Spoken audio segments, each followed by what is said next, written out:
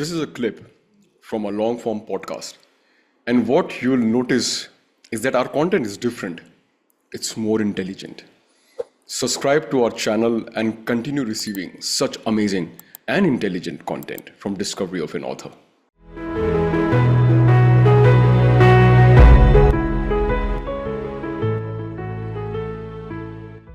Saloni and Astha, explain. There's something in the book that you mentioned called the feeling wheel. So just loosely mention some of the feelings. We'll go deep into them, but some of the feelings, as you said, it's very important to name it. So it's like you have to name the feeling. So what are some of the feelings and what is a feeling wheel? Let's just slightly go into this theory as well. So there are 6 to 8 basic primary emotions जो हम सबके होते हैं. अगर हम इंसान है तो हमारे इमोशंस हैं. And when emotions or feelings upon interchange कर सकते हैं क्या? एक ही चीज होती है? नहीं. Okay. नहीं, अलग अलग होते हैं. Emotions are more intense. They are longer lasting. Emotions हमारे थोड़े permanent होते हैं.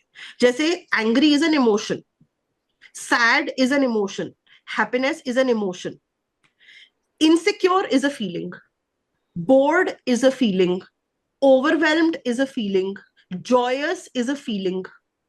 Right? वो आती happiness से है, पर वो एक feeling है. So feelings are shorter lived. वो छोटी कुछ time के लिए होती हैं, depending on our environment and internal and external environment.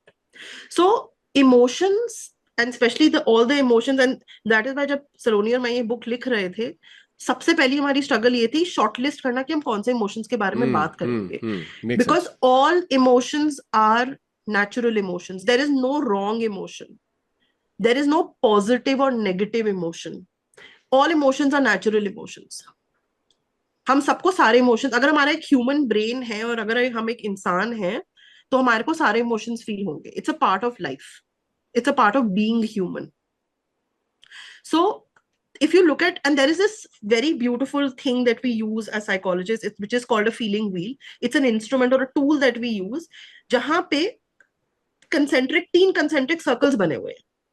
जो सबसे inner circle है, जो सबसे अंदर वाला circle है, और वो हमारी book में भी this feeling wheel is given.